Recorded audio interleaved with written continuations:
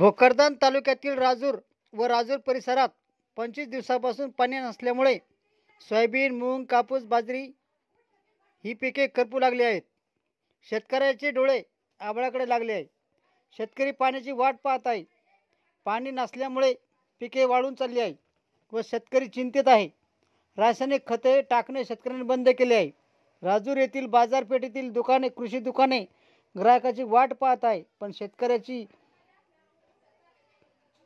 पाण्याच्या प्रतीक्षेमुळे त्याने दुकानाकडे पाठ फिरवली आहे.